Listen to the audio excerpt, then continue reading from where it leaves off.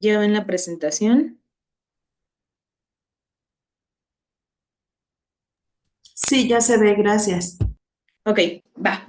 Bueno, entonces estábamos en que ya habíamos visto cómo se puede evaluar la memoria, los experimentos bonitos de Clayton y Dickinson para ver, y yo que creo, y por eso lo tomo, que es una de las formas importantes o ejemplos importantes de cómo se pueden adaptar modelos para evaluar características cognitivas que a veces pensamos que no están presentes en otros organismos, pero que si nosotros vamos desglosando las características principales de un fenómeno, entonces tenemos acceso a poder evaluar. Vamos ahora con la parte de la memoria no declarativa. Esa memoria, bueno, es relativamente más fácil porque nadie dudó que estuviera ahí.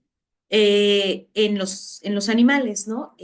Sí hay características especiales, por ejemplo, el caso que les contaba hace rato de evaluar, por ejemplo, el aprendizaje en renacuajos, que son difíciles de evaluar y son tema de toda una tesis de cómo hacer esas cosas, pero en sí en los animales ya hay modelos bastante específicos.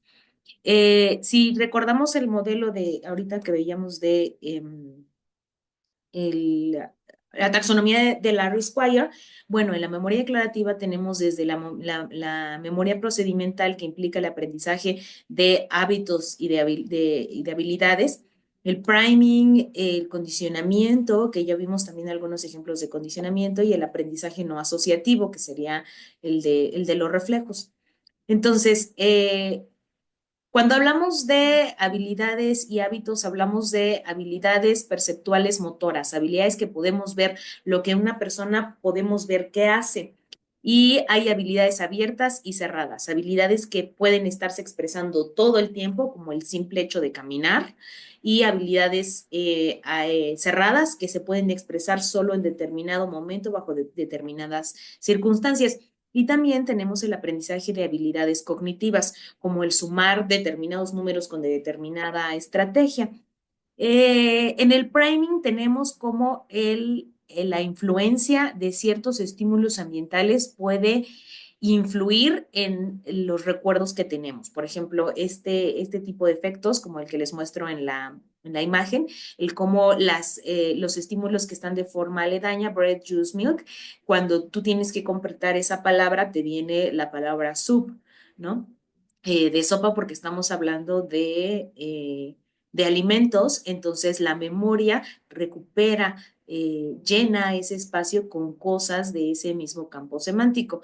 Y en el otro caso, pues towel, shower, shampoo, recupera la palabra soap, ¿no? Entonces, ese es el priming. Pero bueno, eh, estamos hablando de este tipo de memoria en donde no tenemos conciencia, decíamos que es una memoria con poca flexibilidad de comunicación, no la podemos comunicar fácilmente el por qué recordamos eso o el qué es lo que recordamos, mucho menos el cuándo lo aprendimos y que requiere de muchas repeticiones.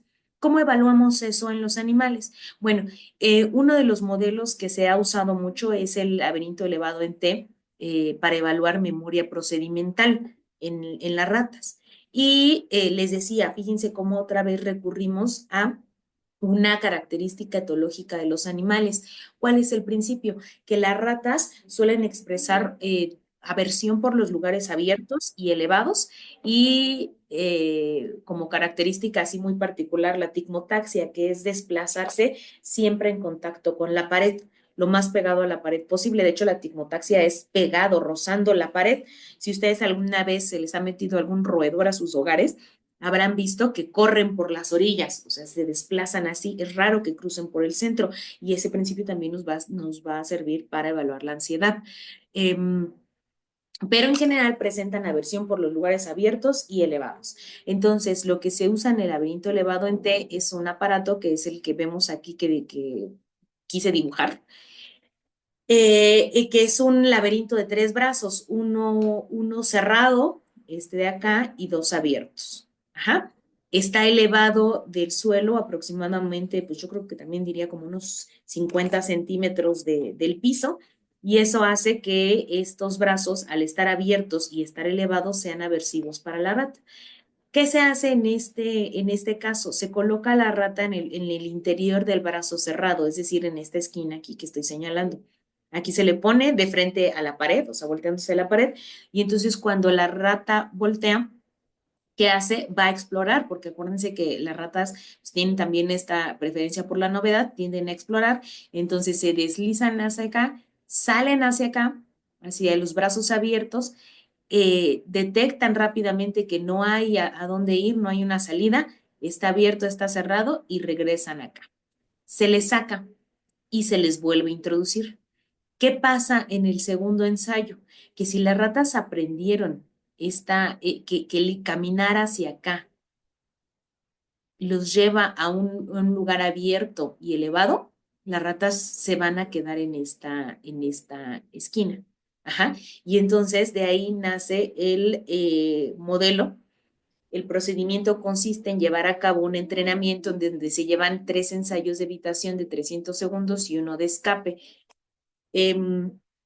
Y 24, aquí vendría el tiempo de retención. 24 horas después, por lo general, aunque pueden ser 48 más, se lleva a cabo una prueba de evitación y una prueba de escape. ¿Qué pasa? Este modelo además tiene la bondad de que también nos permite evaluar ansiedad. ¿Mm? ¿Por qué? Porque cuando las ratas no salen acá, a los brazos abiertos, quiere decir que presentan altos niveles de ansiedad. Si las ratas salen, quiere decir que no presentan ansiedad. Ujú. Entonces, a lo largo de estos 3 ensayos, lo que vamos a ver es que se incrementa la latencia de salida a los brazos abiertos y las ratas recuerdan. Y cuando la colocamos acá, si entra rápidamente, es que el nivel de ansiedad es elevado. Y bueno, 24 horas después se hace la interpretación. En realidad es una prueba bastante sencilla, bastante rápida. Eh, Se registran las latencias de evitación y escape en el entrenamiento y la prueba. En evitación 1 se considera línea base y el aumento de la latencia se considera aprendizaje. Ajá. Aquí, si acaso lo único que yo les podría decir de la complicación del modelo es que hay quienes dicen que puede ser una memoria más que de procedimiento, o sea, que la rata en lugar de que recuerde que caminar allá lleva determinada consecuencia, que lo que las ratas recuerdan es el espacio, o sea, es memoria espacial y eso nos llevaría al dónde. Entonces, hay quienes todavía ponen eso en duda. Es una cosa que se puede solucionar con relativa facilidad y que de hecho es algo que hemos estado explorando en el laboratorio si giramos el laberinto, porque a la hora de hacer los ensayos en una posición diferente, le quitas la parte espacial y entonces las ratas no se pueden guiar por el dónde y estás evaluando exclusivamente procedimiento, ¿no? Ahí hay algunos experimentos interesantes en relación a eso y se puede forzar la estrategia que se usa para solucionar ese laberinto. Entonces es un laberinto interesante que te presenta varias posibilidades. Les muestro un ejemplo eh, aquí de este experimento que se llama la restricción aguda deteriora la memoria en el laberinto elevado en T y modifica la actividad serotoninérgica en el estriado dorsal. Es un artículo que justo se hizo en el laboratorio de psicofarmacología.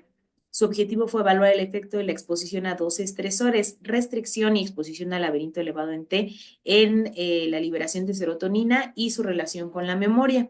Entonces, como les decía, este es el laberinto en T. Se utilizaron ratas Wistar alojadas en grupos de 4 con comida y agua ad libitum. Fíjense cómo aquí, bueno, este es un diseño de laboratorio, entonces lo tengo más completo. Se llevaron a cabo 8 días de manipulación en el que se estuvieron tocando a las ratas para disminuir el efecto del estrés y la ansiedad. Después se llevaron el día del entrenamiento, se sometió a las ratas a 60 minutos de restricción de movimiento y se llevó a cabo el entrenamiento de forma inmediata. Aquí, si se fijan, a diferencia del pasado que veíamos, la restricción está exactamente antes del entrenamiento, por lo que este evaluaba el efecto sobre la adquisición. Ajá. Se restringen, se entrenan y inmediatamente 24 horas o 48 horas después se hace la prueba. Y aquí tenemos los resultados. En evitación 1, en el día, bueno, los que están a la izquierda de la rayita son los 3 ensayos del entrenamiento y el que está a la derecha de la rayita es la prueba. Tenemos los diferentes grupos en cada una de las barritas, los diferentes momentos y los segundos las latencias de salida a los brazos abiertos. Si se fijan, todas las ratitas, sin importar si no habían sido restringidas o habían sido sometidas a estrés, todas el primer día y en el primer ensayo salieron rápidamente a ver qué había afuera del brazo abierto. Pero conforme van pasando los ensayos, este tiempo va disminuyendo.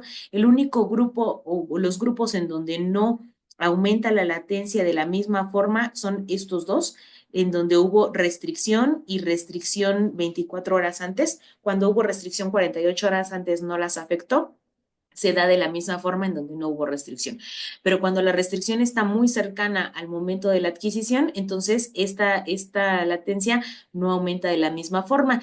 Y, por supuesto, como no hay una adquisición, pues durante la prueba este aprendizaje no se expresa. El grupo sin restricción, no restricción, por ahí de 170 segundos de latencia. El grupo con la restricción 48 horas antes, parece que baja, pero en realidad esta diferencia no es significativa. En donde sí es significativa es en estos dos grupos que les mencionaba, en donde hubo estrés inmediatamente o 24 horas antes de la adquisición. Entonces, es un modelo muy sencillo para evaluar. Les decía, los modelos para evaluar memoria procedimental, memoria no declarativa en ratas, pues son muchos y son más sencillos. Por ejemplo, es otro, la evitación pasiva. Se basa en el efecto de estímulos estereoceptivos aversivos, que son descargas eléctricas, y la inhibición de preferencia por lugares oscuros, pequeños o esquinas. Otra vez, partimos de un principio teológico, las ratas tienen preferencia por permanecer en los lugares oscuros, pequeños y principalmente en las esquinas. Y hay varias versiones, el paso a través o el paso abajo. El más común es el paso a través, ahorita se los explico. Y bueno, se usan descargas eléctricas. Este es el que les digo, evitación pasiva paso a través. Se utiliza una descarga para las ratas de 1.5 miliamperes por 2 segundos. Tampoco es, les voy a decir, a veces, no sé si ustedes están familiarizados con el trabajo con descargas eléctricas con ratas, pero no se crean también que es un método así brutal, ¿no? En donde se les queman las patas a las ratas. Yo conozco humanos que pagan porque les den descargas eléctricas en las manos. No es nada les digo que les deje una quemadura, simplemente pues no es una sensación agradable el que estés parado y de repente sientas esa sensación, ¿no? Entonces, sí tienen cierta intensidad y hay estudios que demuestran que a mayor intensidad es más rápido el aprendizaje. Pero en ningún caso son descargas que lleguen a quemar las patitas de las ratas, ¿eh? Entonces, bueno, se utiliza una descarga eléctrica para ratas de 1.5 miliamperes por 2 segundos y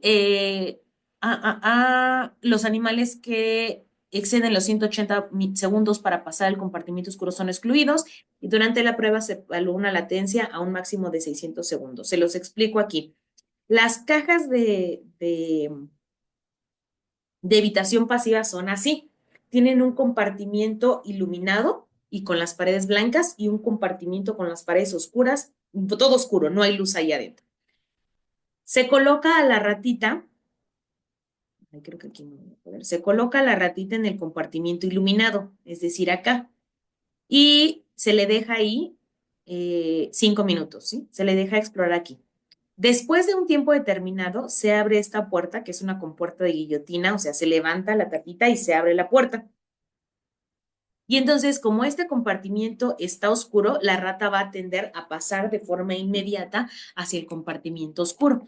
Una vez que pasa completamente, se cierra la puerta y se administra la descarga eléctrica.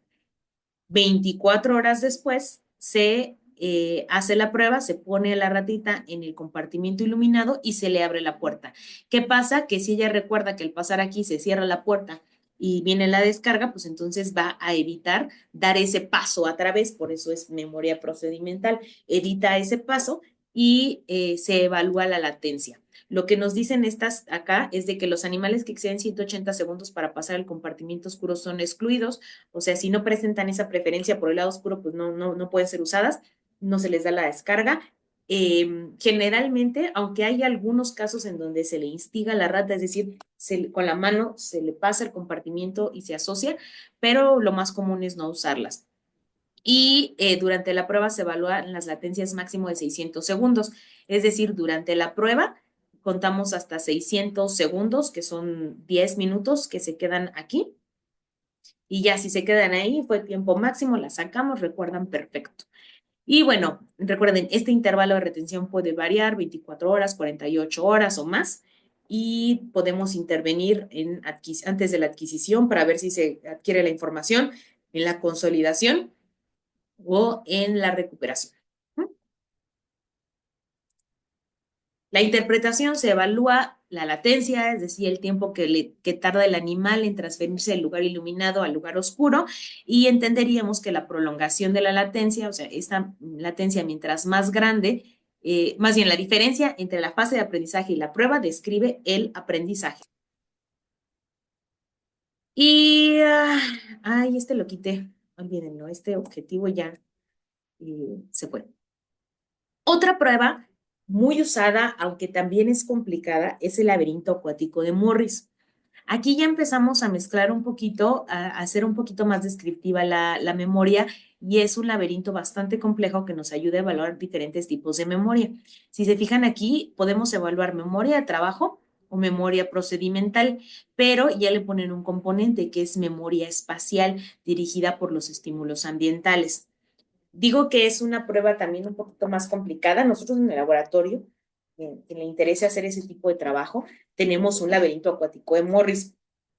Sin embargo, sí es difícil de trabajar también porque también, igual que el laberinto radial, es bastante grande y es complicado de manejar porque hay que estar llenando el laberinto y vaciándolo. ¿Cuál es el principio? La habilidad de las ratas a dirigirse hacia un objeto específico con base en señales contextuales. Las ratas, por naturaleza, saben nadar, son buenas nadadoras, ¿eh? Si no, pues vean por qué hay ratas de caño nadando por los drenajes. Son muy buenas nadadoras las ratas.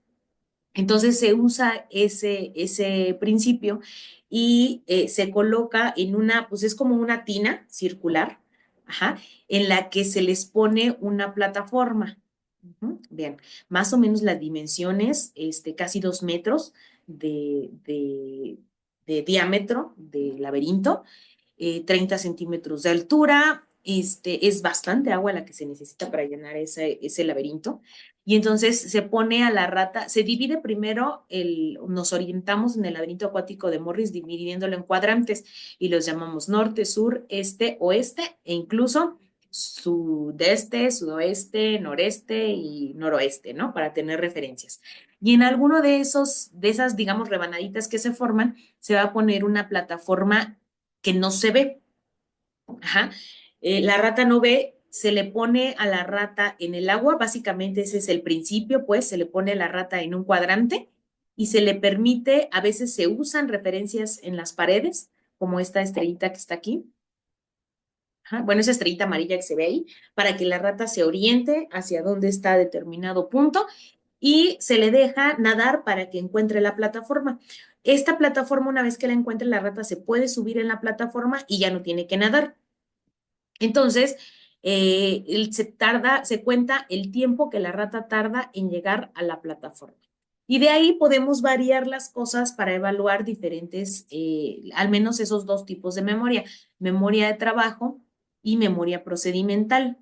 ¿Cómo? Bueno, en este les decía, es un modelo complicado porque tenemos que estar al tanto de la temperatura para evitar la hipotermia en las ratas y evitar que sea eso de por sí, pues el modelo es un poco aversivo, ¿no? O sea, no está padre que de repente te dejen en el agua y tengas que nadar para una plataforma que no ves, ¿no?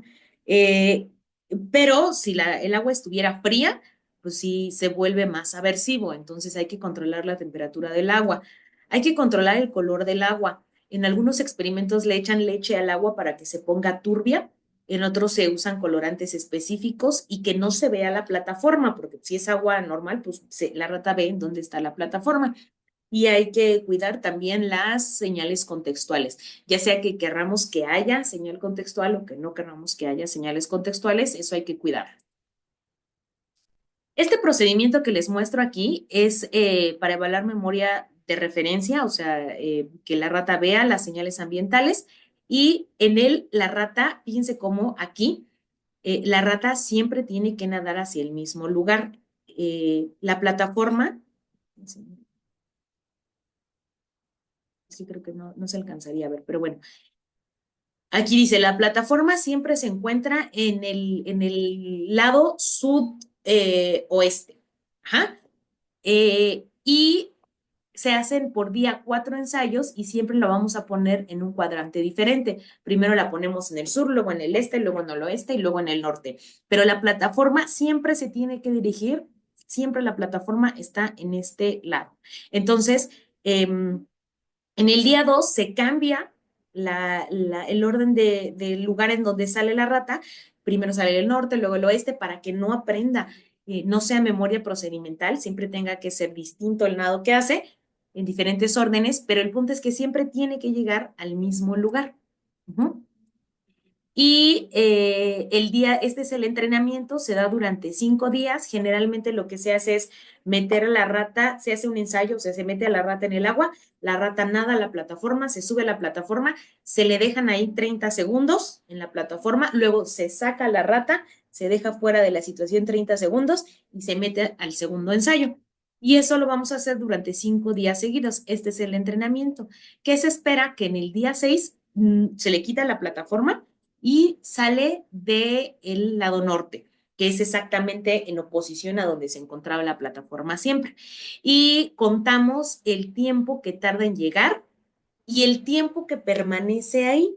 ¿Por qué? Porque en condicionamiento operante, una de las características principales es que cuando hay un proceso de extinción, que se retire el reforzador, hay un aumento en la conducta, hay un aumento inicial que se le llama resistencia a la extinción. Entonces, la rata va a tender, no, lo que hacen las ratas que sí aprenden, no es que lleguen a la plataforma norte y digan, ay, no está, ya me voy. No, siguen ahí, insisten en buscar nada más por ese lado y es un índice, es un indicador de que la rata aprendió tan bien que se resiste, ¿no? Insiste en ese cuadrante. Entonces toman en cuenta esos dos parámetros, tanto el tiempo que tarda en llegar al cuadrante como el tiempo que permanece durante la sesión en ese cuadrante. Y entonces esto pues nos permite evaluar este tipo de memoria. Más o menos los diseños son de esta forma, del día 1 al día 5 hacen ensayos, les decía, de 60 segundos con intervalos. Ah, bueno, mira, este no es de 30 segundos, intervalo entre ensayos de 15 segundos que se le deja en la plataforma y luego se le saca. Máximo 60 segundos. Si la rata no encuentra la plataforma, también se le puede empujar con la mano hacia la plataforma para que vaya aprendiendo el camino. Y 24 horas después del último día, pues se quita la plataforma y se hace la prueba y se ve si aprendió. Nuevamente podemos intervenir en adquisición, podemos intervenir en consolidación o podemos intervenir en recuperación con diferentes estresores, diferentes compuestos, con a lo mejor alguna rata en abstinencia, qué sé yo, ahí ya es la situación en que queremos evaluar de qué fenómeno puede afectar a la memoria. Y este es el procedimiento 2, otro tipo de procedimiento en donde lo que se evalúa, fíjense aquí, es la memoria de trabajo.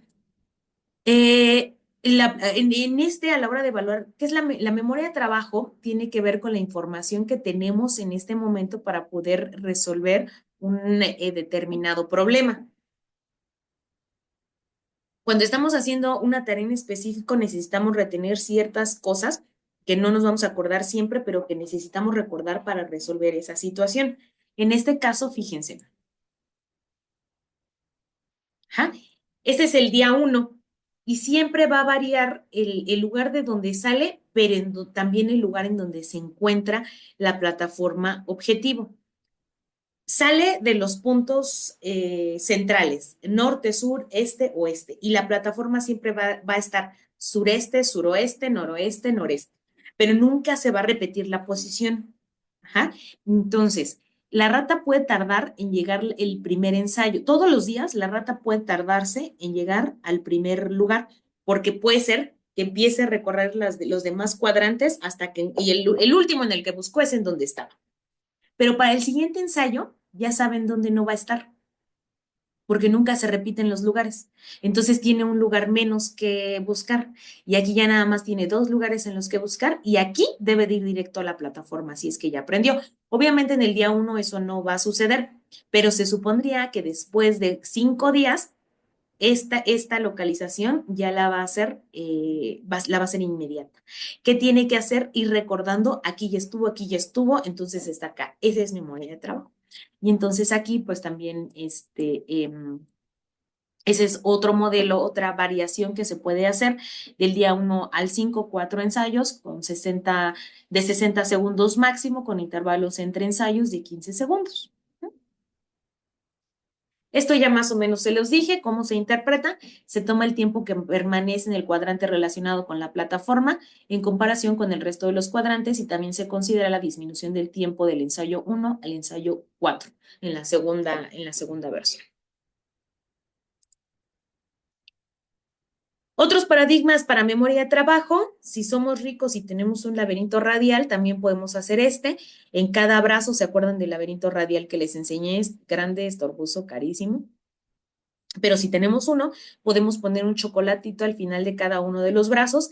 ¿Y qué va a pasar? Que aquí se mide la alternancia, es decir, también memoria de trabajo. Si la rata recuerda en dónde ya pasó, tiene que pasar a los otros para obtener el chocolate. Si vuelve a entrar al pasado, quiere decir que no se acuerda en dónde ha estado. No sé cómo se traduce.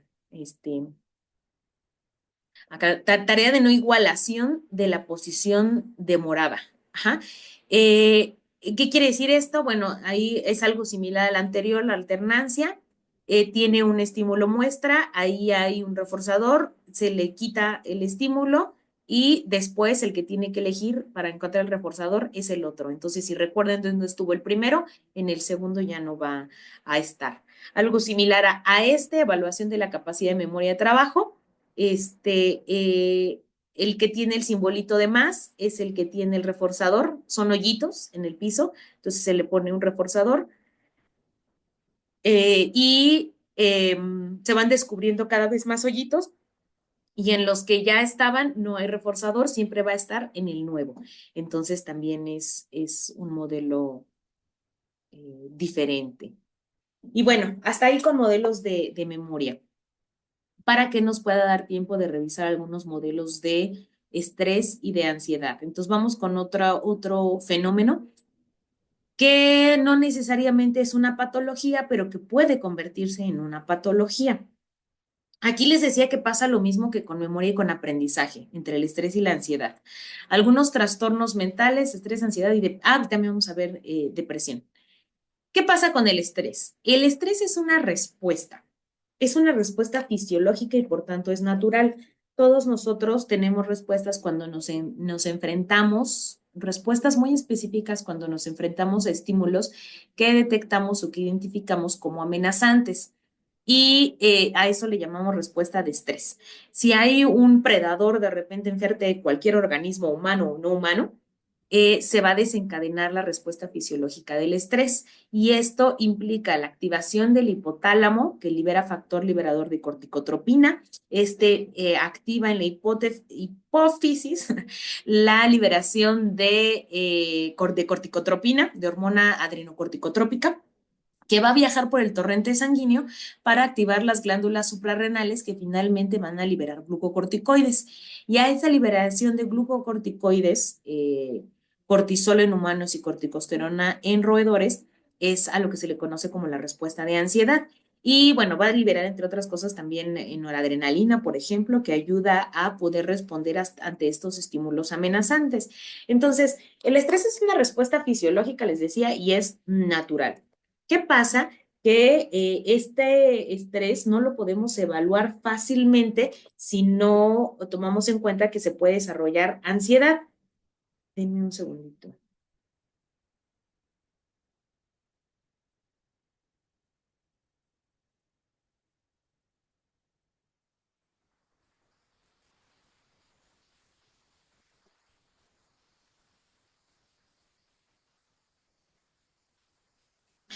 supuesto. Entonces, ¿qué pasa con la ansiedad? Que el estrés es una respuesta natural, es una respuesta fisiológica, pero en el caso de la ansiedad ya tenemos una respuesta aprendida.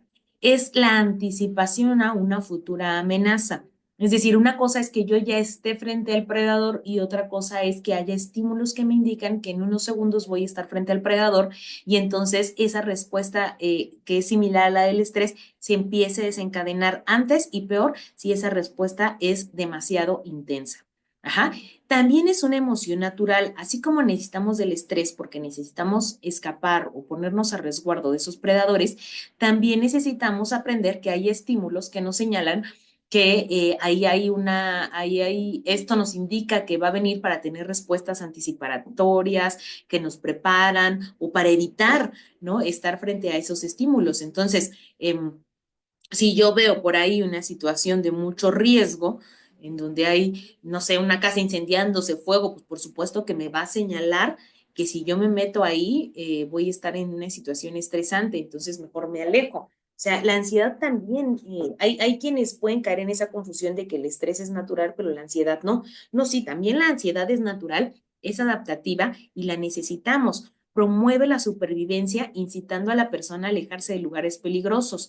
Pero también tiene sintomatología que les decía que al volverse muy intensa puede traer problemas como la somnolencia, la dificultad respiratoria, el dolor de pecho, la taquicardia.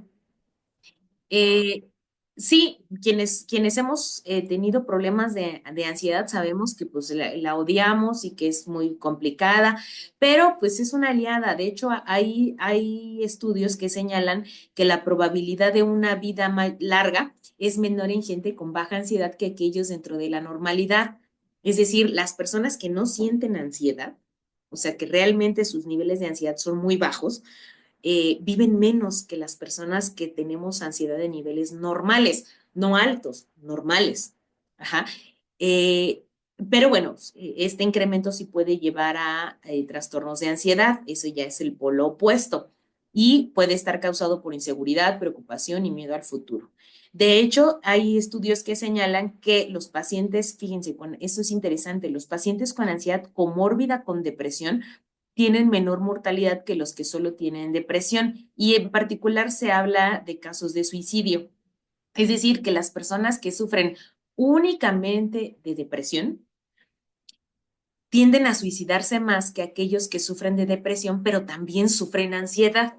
Y esto pudiera, al menos en ese estudio, dan esa posibilidad de que pudiera ser porque las personas que tienen ansiedad y obviamente tienen esta preocupación por el futuro, si dicen, y si pasa esto, y si me duele, y si no funciona, y si mi familia, y si después no se puede, y funge como un factor protector de las personas que solo tienen depresión, no sufren de ansiedad, y pues pueden tomar decisiones más apresuradas sin pensar en el futuro, ¿no?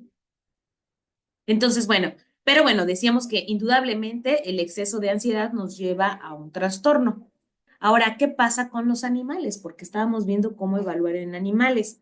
Los animales, al igual que en el caso de la memoria y de las adicciones que más o menos les había mencionado, tienden a mostrar una serie de respuestas que se han llamado respuestas parecidas a la ansiedad. Anxiety-like response. Son respuestas parecidas a la ansiedad. Recuerden que no es lo mismo que en los humanos, pero pues son parecidas. Por ejemplo, suele aumentarse la tasa cardíaca, tener secreción de hormonas relacionadas con el estrés, en este caso los glucocorticoides, la corticosterona, tienen conductas de inquietud, vigilancia y miedo ante ambientes potencialmente peligrosos, disminución en la alimentación y conducta exploratoria y tendencia alta a interpretar estímulos ambiguos como amenazantes. ¿A partir de cuándo se expresa esa tendencia elevada? Bueno, en estudios que se han hecho con ardillas muestran que desde las pocas semanas de que las ardillas nacen, se presentan diferencias en las hormonas relacionadas con el estrés cuando nacen en ambientes altos, a diferencia de cuando nacen en niveles con predadores bajos. Es decir, que las respuestas parecidas a la ansiedad efectivamente se ha comprobado que tienen la función de detectar y de lidiar con estos peligros en el medio ambiente y preparar a los organismos para sobrevivir. Ahora, aquí fíjense, aquí viene una complicación, porque en el caso de la memoria veíamos cómo evaluar la memoria. Aquí, como estamos hablando de estrés, de ansiedad, necesitamos al menos dos modelos diferentes. Uno para generar las conductas relacionadas con la ansiedad y otro para evaluar la ansiedad. Entonces, para producir la ansiedad, tenemos, por ejemplo, los modelos de estrés por predadores. Ajá, y esto se hace con señales visuales, olfativas o auditivas. En el caso, no sé si han visto, por ejemplo, esos videos de los gatos que les ponen un pepino atrás, sumamente crueles, y saltan los pobres gatos. Bueno, pues ahí se está emulando un predador, que son las serpientes, y pues tienen esa reacción, en realidad se genera estrés. Entonces, esa es una forma de generar estrés con señales visuales. En el caso de las ratas, por ejemplo, también es común utilizar el olor de la orina de gato para generar el estrés o los sonidos de los maullidos de los gatos. Y vemos, o sea, comprobado que cuando se usan estos modelos de predadores, las ratas tienden a huir hacia las orillas, que les decía que es este comportamiento de tigmotaxia, encogerse, movimientos rígidos, aumento de los copros, aumento de la activación del eje HPA con mayores niveles de glucocorticoides. También está el modelo de aislamiento social. En este modelo se aísla a las ratas, sobre todo cuando las ratas son pequeñas. 3 semanas de aislamiento social a partir del nacimiento, seguida de 2 semanas de resocialización. Y esto se ha visto que también genera las mismas modificaciones fisiológicas. El modelo de separación materna neonatal, esto por 3 horas de 3 a 11 horas diarias. ¿Qué se hace ahí? Se separa, este es para generar, el de aislamiento social se genera estrés en la cría.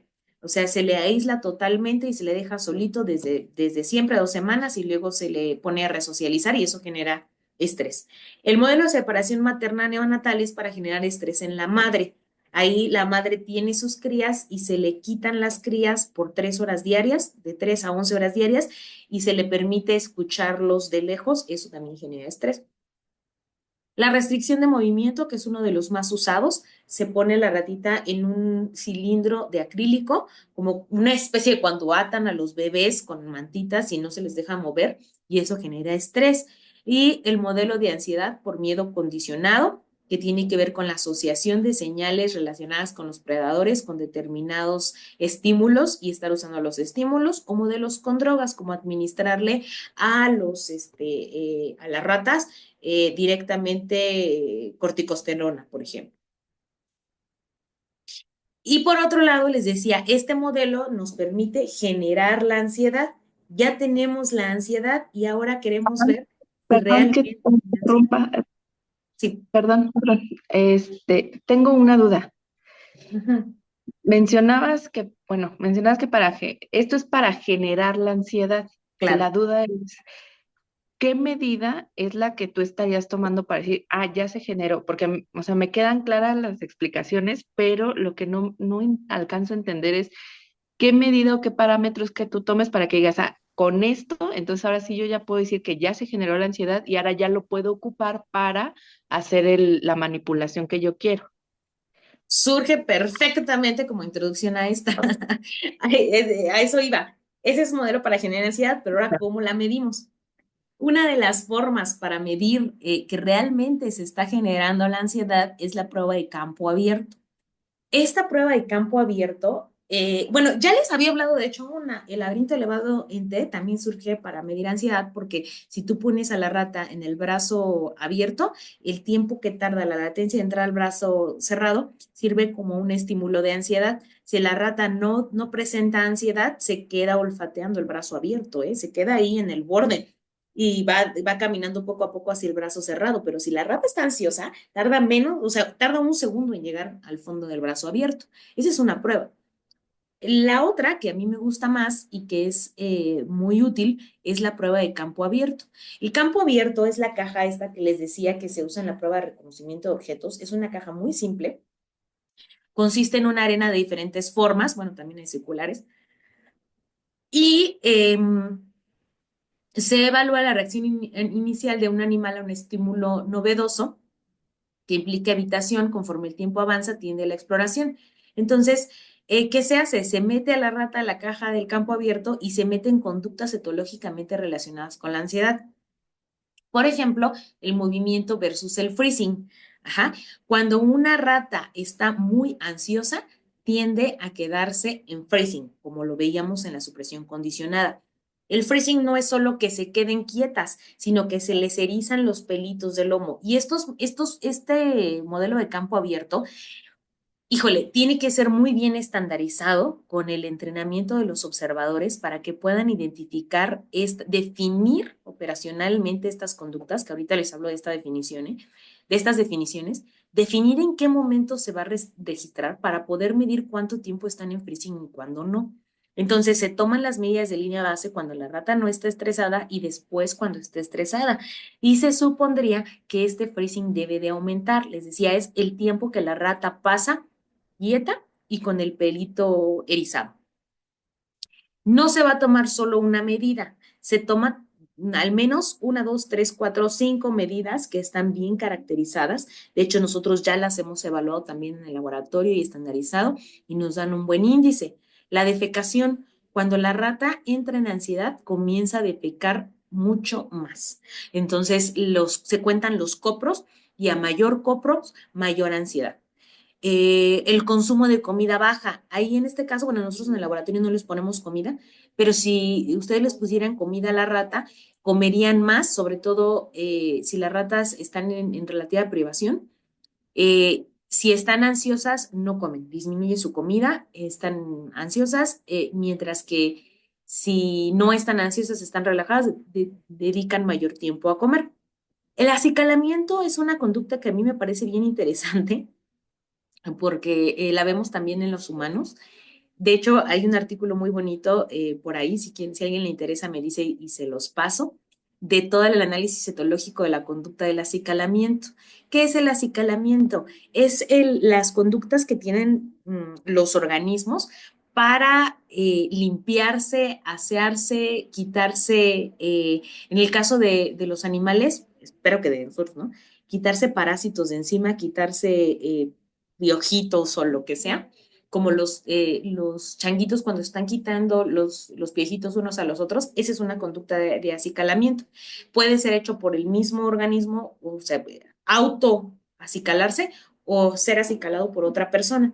Y resulta que esa conducta de acicalamiento tiene un efecto relajante. Yo creo que eso a lo mejor algunos de nosotros lo podemos comprobar. Si te estás haciendo así como rascando la cabeza, es una conducta que hacemos cuando hay ansiedad. El acicalamiento por otras personas, el que te estén acariciando, lo que sea, eso tiene ese efecto. Ajá. Entonces se ha visto que cuando hay ansiedad hay un aumento en las conductas de acicalamiento y hay una modificación de los patrones de acicalamiento. Tiende a disminuir los acicalamientos completos. En el caso de las ratas, el acicalamiento completo es se lamen las patitas y empiezan a frotar de forma circular sobre la cabeza y van deslizando hacia la cola y siempre hacen ese recorrido. Empiezan por la cabeza, terminan en la cola. Pero cuando las ratas están ansiosas, se acicalan menos o se acicalan de forma incompleta. Entonces, ese es un buen índice de ansiedad. Y las alzadas, cuando las ratas están ansiosas, las alzadas, es decir, en la exploración vertical, cuando se paran en dos patas y exploran lo que está arriba, tiende a incrementar. Eh, entonces, bueno, se toman todas Disculpe, estas, profesora, sí. perdón, una pregunta. Si, por ejemplo, utilizas un fármaco ansiolítico o algo así que promueva justamente que pues se disminuya cierta actividad ambulatoria o de búsqueda, ¿cómo puedes diferir entre que no le está causando ansiedad o que es un efecto relajante del propio fármaco?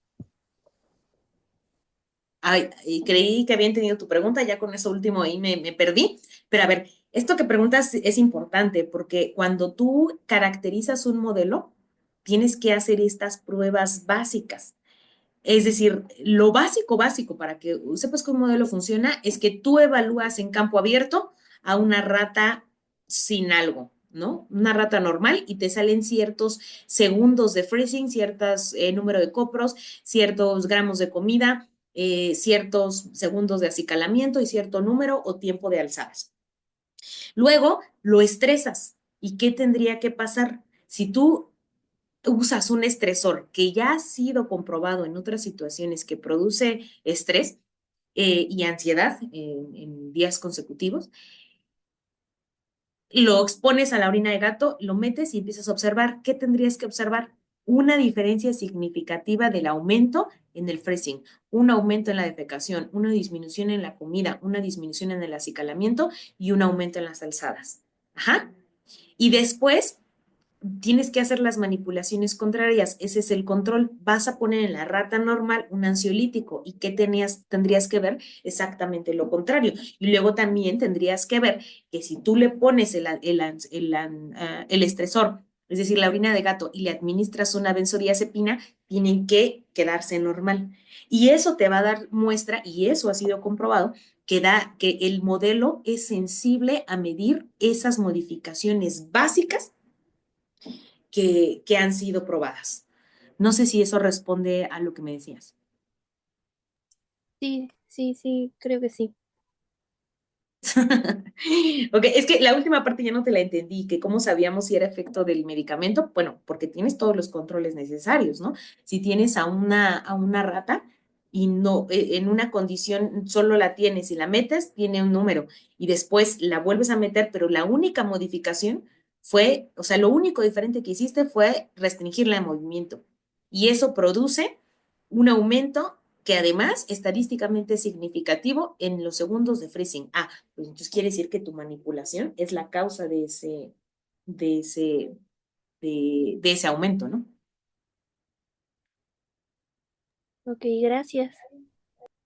Y bueno, se considera un animal ansioso a aquel con poca actividad ambulatoria y alto número de defecaciones. Ahora, entre estos características, estos conductas que les estoy hablando, mm, aquí la cuestión es que hay algunas diferencias entre los diferentes laboratorios. Es decir, por ejemplo, tan solo con lo del acicalamiento que les estaba diciendo, hay quienes dicen que disminuye el acicalamiento, o más bien se modifica el acicalamiento en relación con el tamaño o la intensidad de los estresores. Es decir, que si los estresores son bajos, aumenta el acicalamiento, pero que si el estresor aumenta de intensidad, ya no se va a presentar el acicalamiento y digamos que es como una U, aumenta y luego baja porque ya es tanto el estrés que no hay tiempo de acicalarse. Entonces, tiene que ver mucho con una estandarización propia de cada uno de los laboratorios, de las intensidades de los estresores que usan. Pero uno que no falla, que es igual en todos los laboratorios, parámetros que no han variado, es el tiempo al centro y el tiempo en la periferia, porque está basado en esto que les decía de la tigmotaxia. Las ratas tienden a estar en contacto con la pared y no suelen estar en el centro de forma normal. Pasan más tiempo explorando la periferia, usualmente en contacto con las paredes, tigmotaxia. Los roedores que exploran más tiempo en el centro muestran efectos ansiolíticos, es decir, son ratas con ansiedad disminuida. Y eso sí es así en todos los roedores. Entonces, si tú quieres hacer un modelo de ansiedad, lo que más te conviene medir, porque es lo más estable, es el tiempo que el roedor pasa en el centro y el tiempo que pasa en la periferia. Y esa observación simple se puede usar en varios modelos. Por ejemplo, nosotros hacemos la prueba de reconocimiento de objetos para evaluar memoria. Y como es un campo abierto, podemos tomar la medida, bueno, no al mismo tiempo, ¿no? Hacemos grabaciones y después observamos cuánto tiempo exploró el objeto novedoso, cuánto tiempo exploró el objeto familiar y además tomamos medidas de cuánto tiempo estaba en la periferia, cuánto tiempo estaba en el centro, cuántos copros y eso nos permite evaluar si al momento de las pruebas las ratas presentaban estrés o ansiedad o estaban normales. Entonces es una prueba que es bastante maleable, ¿no? Dado que implica la observación de la rata. Bueno, aquí ya nada más les diría que la observación, esto parece fácil y dices, pues está súper fácil, entonces para eso no necesito como gran cantidad de equipo, en realidad sí, eso es cierto, pero observar la conducta es algo complicado. Estas fallas en la observación de la conducta se observan en varios laboratorios que se suele subestimar y sí hay que tener cuidado a la hora de observarla. ¿Qué tenemos que tomar en cuenta? Que cuando vamos a observar el comportamiento tenemos al menos dos tipos de conductas, las continuas versus las discretas. Las continuas es, bueno, primero las discretas es en donde tienen un inicio y un fin muy claro y tú puedes contar en términos de uno, dos, todas valen lo mismo y no hay pierde. Por ejemplo, los copros. Un copro, dos copros, tres copros no tiene mucha diferencia entre un copro y otro copro. Ajá. Un estornudo, por ejemplo, bueno, sí, es una cuestión que podemos contabilizar en términos discretos. Un estornudo, dos estornudos, y un estornudo dura más o menos el mismo tiempo que otro estornudo, nos daría un parámetro adecuado. Un brinco, el brinco cuenta desde que despegas los pies del piso y cuando caes ya es uno, ¿no? Y si brincas 5 veces, pues no hay pierde. Pero muchas de las conductas, y estas que yo les decía, son conductas continuas. Por ejemplo, la exploración vertical. Nosotros podríamos contar en términos de una exploración vertical, dos exploraciones verticales, y no va a ser lo mismo que si lo mides en términos de segundos. Cuando tú, una rata, dices, va a contar como una exploración vertical cuando despegue las patas delanteras del piso y las coloque arriba y se termina cuando las vuelva a colocar abajo, puede ser una exploración vertical de 1 segundo versus otra exploración vertical de 3 minutos. Y es totalmente diferente. Entonces, siempre hay que ver qué tipo de medición se hace de las conductas. Y en las conductas podemos tomar en cuenta la topografía, es decir, cómo se hace. En el caso del acicalamiento, por ejemplo, el observar que se hace nada más en la cabeza o que se hace de cabeza a cola tiene que ver con la topografía, cómo lo está haciendo, de qué forma lo hace. La geografía, la tigmotaxia tiene que ver con la geografía, en qué parte de la caja está ubicándose la rata. La frecuencia, es decir, cuántas veces lo hace. La duración, perdón, la duración de esa conducta, cuánto tiempo también. La latencia del momento en el que inicia el conteo, cuánto tarda en hacer determinada conducta. La intensidad es algo que no se puede medir en todas las conductas, sobre todo en estas que vemos, ¿no? Pero bueno, tendría que ver con la fuerza que pone en determinada conducta. La tasa de respuestas, cuántas veces por minuto o el tiempo entre respuestas, cuánto tarda, por ejemplo, entre un acicalamiento y otro. Todos esos son parámetros que se pueden incorporar y que nos dan mucho que decir de las conductas que estamos viendo. Y una mala elección de esos parámetros puede ser lo que haga que no está funcionando nuestra observación. Esto que decíamos, estos parámetros, estas conductas se ha evaluado bien en diferentes laboratorios que te dan muestra de la ansiedad. Si tú lo estás haciendo en tu laboratorio y no te está funcionando, quiere decir que estás observando mal o estás contabilizando mal. Y bueno, la contabilidad de la conducta tendría que ver con mala elección de los parámetros que acabamos de decir, mientras que la mala observación podría tener que ver con la definición operacional de la conducta. La definición operacional tiene que ver con la descripción de las operaciones o técnicas que el investigador utilizará para medir o manipular. Es decir, debemos transformar las variables en operaciones específicas que vamos a observar. Estas definiciones deben de tener características muy específicas, amplitud, carecer de elementos superfluos, evitar tautologías, ser definiciones positivas, ser descriptivas y no definiciones teóricas o metodológicas. ¿Mm? ¿Por qué? Miren, por ejemplo, la conducta vertical, en las alzadas.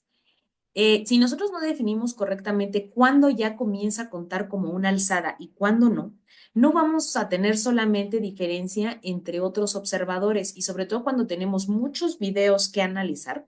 Díganos a nosotros que tenemos videos, o sea, tenemos videos de 5 minutos, pero tenemos 10 ratas por grupo y son 4 grupos, entonces son 40 ratas, pero de cada rata hay 3 videos de 5 minutos y en cada video tienes que analizar una, dos, tres, cuatro, cinco, 6 conductas que lleva una vida. Entonces, em, para apoyarse con otros observadores, para tener consistencia entre tus mismas medidas, porque a veces, si tú no haces tu definición bien y la estandarizas desde un principio, llega un momento en que vas en la rata número 15 y te das cuenta y dices, ay, como que ya me di cuenta que esto no tiene que contar porque más bien tiene relación con esto. Entonces va para atrás los 15 o no te regresas, pero los 15 siguientes ya son diferentes a los 15 anteriores. O sea, son errores metodológicos que de verdad suceden, son muy comunes y afectan demasiado las medidas que tenemos. Entonces, por ejemplo, en esta del tiempo en el centro y tiempo a la periferia, tenemos, les enseñé hace rato la foto del campo abierto que tenemos para la exploración de objetos novedosos, está cuadriculado el piso. Entonces, a veces es fácil decir, pues cuando esté en el cuadrante pegado a la pared cuenta como tiempo en la periferia, pero cuando esté en el otro no cuenta. Y entonces todo está muy fácil y los alumnos dicen, fácil. Ajá. Y de repente la rata se quedó 30 segundos con la cabeza en la periferia, pero el cuerpo afuera. Y dices, ¿cuenta o no cuenta? Y entonces hay unos, cuando no explicitas eso, hay unos que dicen, cuenta en la periferia porque la percepción de la rata está en la periferia. O sea, la rata, digamos, pudiera estar percibiendo que está con su cabecita en la periferia. Y hay otros que dicen, pero la mayor parte de la rata, 80% de la rata está en la periferia. Y hay otros que dicen, no cuenta. No cuenta porque no está ni en el centro totalmente ni está en la periferia. Y entonces esos números van a diferir tremendamente. ¿Qué se tiene que hacer? Ser muy específicos y decir, se contará como tiempo en la periferia siempre que cabeza y patas delanteras estén en la periferia. Ajá. Y se contará como tiempo en el centro cuando cabeza y dos patas delanteras estén en el centro. Y aún así, luego hay las personas que no registran tal como dicen. Y dicen, pues es que tenía la cabeza y una pata adentro, pero la pata fuera. Y como por lógica universal, o está fuera o está dentro, no puede no estar en ningún lado, pues yo lo voy a poner en el centro, cuando tu definición no decía eso. De acuerdo a las definiciones, efectivamente esa rata no está ni en el centro ni en la periferia. Y entonces tendrías que cuando se conflictúan porque dice, pero es que cuando sumo los números no me da el tiempo de la sesión. Por lógica, no debería de haber ningún momento en donde la rata no esté en ningún lado, pero por definición sí. Entonces, todos esos detallitos son detallitos que corresponden al entrenamiento para observar conductas. Y créanme que sí se desarrolla la habilidad, se aprende y por lo tanto hay memoria procedimental implicada en el hecho de poder observar conductas que te den esas medidas consistentes, confiables que se necesitan para estos métodos, ¿no? Por eso es que a veces dicen, no funciona. No estás observando bien o no estás definiendo bien y por eso tus mediciones no son sensibles a estas manipulaciones de la estreso sube, le pongo un ansiolítico baja. O sea, sí implica un tiempo de estandarización.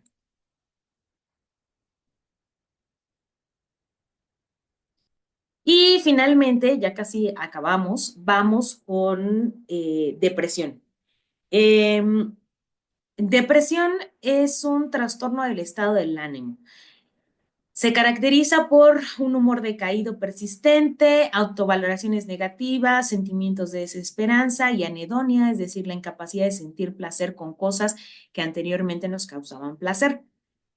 Falta de concentración, sentimientos de culpa, ideación suicida, trastornos de sueño, cambios en el apetito y peso, poca energía. Bueno, para la definición, bueno, podemos revisar el DSM-5, nos da una gran idea de qué incluye esto. Afecta aproximadamente al 5% de la población. Parece poco, pero son 280 millones de personas. Y eso, pues las cifras van tremendamente en aumento. Aquí nuevamente volvemos a lo mismo. No vamos a encontrar un modelo animal que nos dé cuenta exactamente de cómo es el fenómeno en los humanos. Perdonen que lo que insista, pero es una de las más grandes confusiones que las personas manifiestan cuando se habla de modelos animales. Siempre te dicen, es que no es lo mismo que en los humanos. Jamás va a ser lo mismo y jamás hemos dicho que sea lo mismo. Ujú. Pero hay que comenzar a rescatar las características similares. Entonces, tenemos un modelo que es el modelo de desesperanza aprendida, que es un modelo para generar depresión a partir del estrés. Se sabe que los altos niveles de estrés, una persona que está sometida a estrés todo el tiempo, por mucho tiempo, es muy probable que desarrolle depresión. Entonces, la desesperanza aprendida es un modelo de depresión inducida por el estrés que produce la administración de descargas eléctricas inevitables e impredecibles. Por ejemplo, cada 5 minutos durante un periodo de 2 horas. Ese es un estrés constante, constante, constante, constante, que a la larga genera depresión. Y entonces, ¿qué observamos? Acuérdense que aquí tenemos la diferencia entre el modelo que la produce y el modelo para evaluarlo. Produce un déficit en conductas de afrontamiento, aprendizaje asociativo, déficit de expresión emocional, alteración del sueño MOR, de tipo de movimientos oculares rápidos, reducción del peso corporal, disminución de conducta sexual y elevación de factor liberador de corticotropina y de corticosterona en las ratas. También está el de estrés crónico medio, que implica 3 semanas de exposición a descargas eléctricas, además de inmersión en agua fría, inmovilización y otros tipos de estresores para generar estrés medio, pero por mucho tiempo, aunque pues todos estos modelos implican problemas éticos y se llega a observar anedonia principalmente. Está el modelo de derrota social, que es la introducción de una rata en el territorio de cepas agresivas cada 24 horas. O sea, tenemos una cepa de ratitas que es altamente agresiva y le ponemos una cepa que es totalmente dócil, no tiende a la agresividad. Entonces esa rata va a ser sometida y la metes cada 24 horas y no hay escapatoria. Cada 24 horas va a ser sometida. Eh, eso provoca depresión. Los intrusos son investigados, atacados, derrotados, generalmente por diferentes miembros, produce disminución en la interacción social y anedonia. Entonces, bueno, este es un modelo para generar ansiedad y para medirlo, pues, ¿qué tenemos? La prueba más común es la prueba de nado forzado. En esta prueba lo que se hace es tener 2 cilindros, no es como el laberinto acuático de Morris, es un cilindro relativamente estrecho, tendrá como unos 30 centímetros de diámetro para ratas, pero el punto es que no alcance el fondo y se mete a la rata. Las ratas les decía que son buenas nadadoras, entonces generalmente cuando se mete a la rata, en una rata control, en una situación, una rata no deprimida, tenderá a buscar la salida. O sea, las ratas comienzan a nadar y comienzan a buscar, a explorar, siguen nadando. Las ratas que están deprimidas, lo que se ha visto, acuérdense que esto tiene que ver con la validación del modelo. O sea, ratas que ya se ha probado que fueron expuestas a modelos que, por ejemplo, disminuyen niveles de serotonina y que se ha evaluado que están realmente con síntomas de depresión, las ponen y ¿qué hacen? No buscan la salida. Se dedican a flotar y se quedan ahí así de no voy a buscar salida, no voy a luchar por mi vida, nada. Se les pone un tiempo determinado en el cilindro y también por medio de observación se evalúan las conductas de búsqueda de escape y de nado, ¿no? Y versus las que se quedan inmóviles. Y bueno, pues de esa forma se ha visto esto, por ejemplo, ¿no? Que el tiempo de inmovilidad en una rata control con depresión tiene cierto tiempo de inmovilidad, pero esta inmovilidad disminuye cuando le administramos ciertos dosis de antidepresivos. Ah, perdón, bueno, estos datos no eran, sucede lo mismo, pero este es el modelo de nado forzado y este es el de suspensión de la cola. Es prácticamente lo mismo, solo que en lugar de estar inmersas en agua, se les pega su colita como con un masking en un palito, quedan suspendidas más o menos como se ve aquí. Bueno, no está muy borroso, pero más o menos imagínenselo, ¿no? Lo azulito es un masking ahí que las tiene colgando de la colita Y si ustedes han agarrado un roedor así de la colita en el bioterio, se empiezan a mover y como que giran y se mueven para que las sueltes. Pues igual que en el nado forzado, cuando las ratas están deprimidas, pues solo se dejan colgando ahí y no tratan de escapar. Entonces, bueno, estos resultados que les mostraba son de hecho los de el tiempo en movilidad con suspensión de la cola. Y por último, bueno, también se usa la supresión del consumo de alimentos novedosos, que también da muestra de depresión. Se les ponen alimentos novedosos, generalmente prueban poco la rata los alimentos novedosos, pero sí tienden a explorarlos. Y bueno, se ha visto que en las ratas que tienen depresión disminuye el consumo de estos alimentos novedosos y también se ha tomado como un buen índice de depresión. Entonces, bueno, pues estos fueron los de depresión, ya fueron un poquito más rápidos porque no queda mucho tiempo de por sí, hablo muy rápido, me voy demasiado rápido, pero pues es mucho los modelos que pudiéramos revisar. Yo espero que tomen como estos principios generales de cómo funcionan los modelos con animales, qué tenemos que observar, qué pasa, que vienen de observaciones etológicas de cómo son los animales en su medio natural y se van adaptando de forma que nos permita obtener mediciones de características muy específicas que se relacionan con la presencia de patologías o de fenómenos normales en los humanos, que bueno, pues nunca va a ser lo mismo, ¿no? Pero que nos da y ha mostrado ayudar en el desarrollo, en la comprensión del sistema nervioso y en el desarrollo de pues tratamientos para patologías. No sé si tienen alguna otra duda, ya sea sobre lo que vimos hoy o sobre otra cosa, tal vez por ahí tenga materiales que les pueda facilitar y que les sirvan. Fernando. Bueno, yo tengo dos dudas. Lo de materiales, bueno, como lo decía, yo estoy trabajando con pez cebra y Ujú. ahorita ya me puse a investigar si ya está evaluado el modelo, pero yo lo que tengo duda es ¿qué podrías tú cuantificar o llevar a calcular si estás hablando de que le estás administrando un fármaco a un organismo y lo estás sometiendo a un estrés, pero a lo largo de su vida, o sea, en el crecimiento, ejemplo, yo lo veo en el desarrollo embrionario, podríamos decirlo, o en el desarrollo de 1 a 3, 4 días, o sea, por cada animal. ¿Tú qué puedes calcular ahí? Pues muchas cosas. A ver, por ejemplo, no sé si entendí bien la pregunta.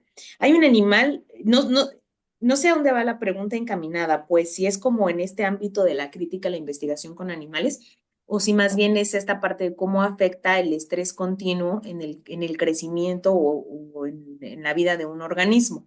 Si es esto segundo, si tú sometes, hay muchos estudios al respecto. ¿Qué pasa con las personas que sufren estrés crónico y sobre todo a tempranas edades? Hay algunos que evalúan, por ejemplo, las conductas agresivas. Es más, hay un estudio por ahí, se me ocurre, así de los más largos, que he visto, en donde someten a ratas gestantes a estrés continuo durante la gestación y las crías eh, tienen modificaciones epigenéticas con expresión de alto grado de conductas agresivas, más que ansiosas, agresivas. Entonces, puedes evaluar eso, ¿no? Puedes evaluar cómo el estrés crónico en etapas tempranas de la vida lleva a una fácil eh, desarrollo de conductas adictivas. Puedes evaluar cómo el estrés crónico afecta a la memoria. O sea, hay variables pues innumerables, ¿no? Si es que te refieres Sí, a sí, sí, esta bueno, parte.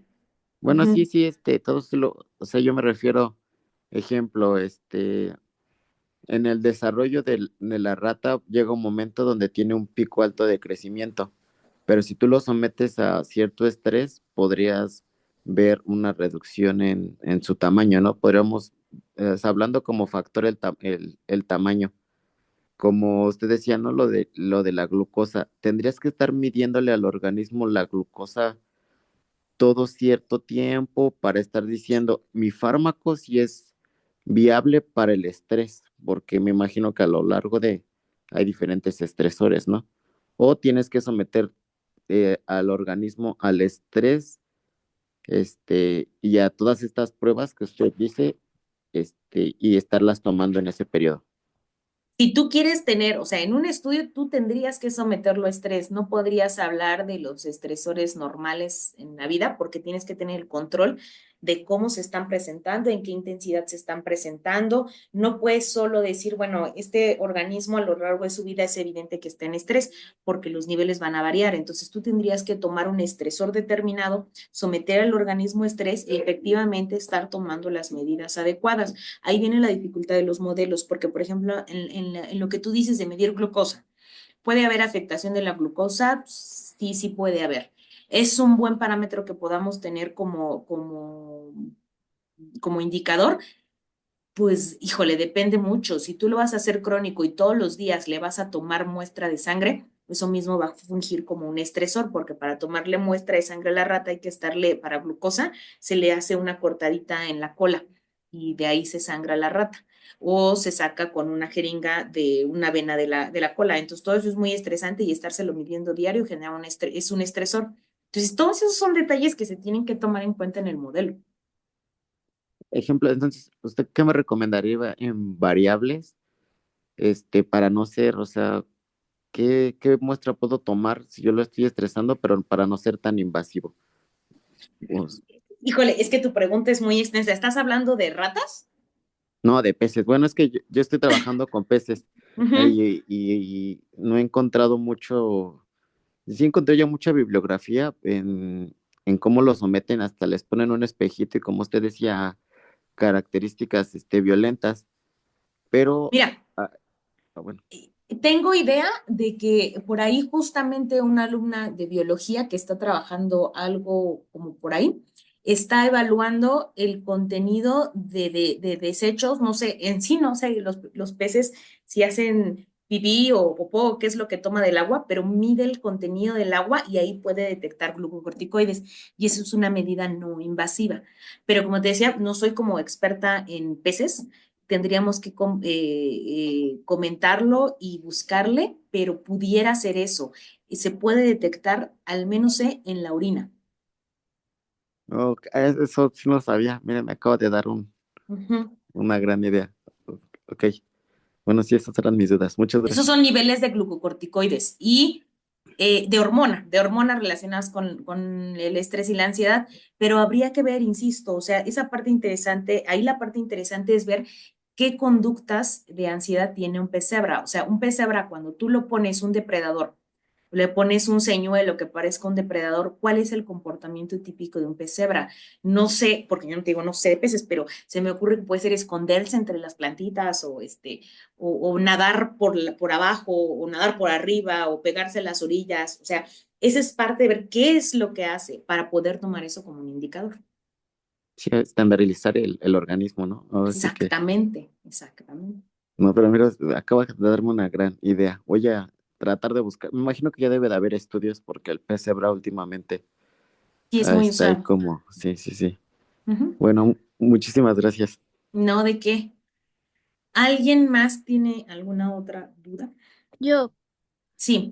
es que justo ahorita que habló de la ansiedad, como que a mí todavía me queda un espacio entre la diferencia de conceptos que es la ansiedad, la compulsividad y lo impulsivo, que creo que están como que relacionados a la hora de evaluar, pero no termino de entender en qué momento se separan.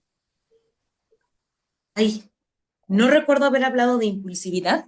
¿Sí lo No, hice? no, usted solo habló de la ansiedad, pero luego en algunos modelos pues evalúan compulsividad o qué tan impulsivos son para evaluar esa respuesta, pero no termino de entender como Mira, la esas verdad, diferencias. te mentiría si te digo exactamente la relación que hay. Lo que sí he visto es que evalúan, hay artículos que toman la latencia de respuesta, o sea, lo llaman como impulsividad, la latencia de respuesta como un indicador de ansiedad. ¿Por qué? Porque los organismos que están en alta ansiedad lo que hacen es responder rápidamente ¿Por qué? Ese sí, no te lo podría decir, pero he visto las latencias bajas, llamadas impulsividad, como indicador de ansiedad, no tanto como un componente mm,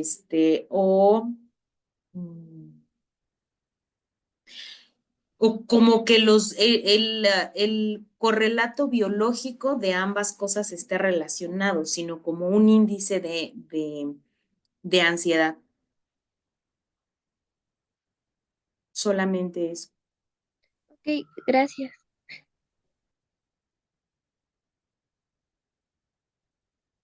Bueno, ¿hay alguna otra duda?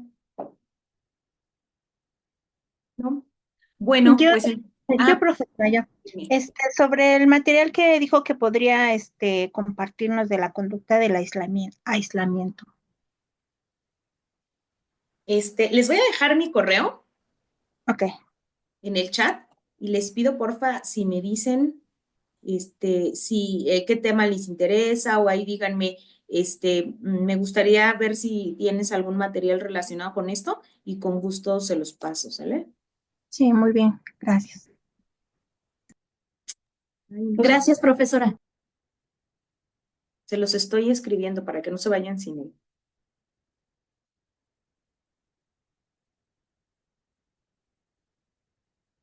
Listo. Ahí se los puse. Con gusto yo estoy atenta a sus peticiones y si les puedo ayudar en algo, pues con gusto por aquí ando. ¿Va? Gracias, muy amable. Gracias. Bueno, pues ya eso es todo. Ya nada más nos quedaron 20 minutitos. Si ya no hay más preguntas, pues me dio mucho gusto estar con ustedes, conocerlos. Quedo a sus órdenes por cualquier duda o cosa en la que les pueda ayudar. Y pues vámonos todos a comer ya. Gracias, hasta luego. Buena tarde. Gracias. Bye. Gracias, profesora. Gracias, hasta luego. Bye.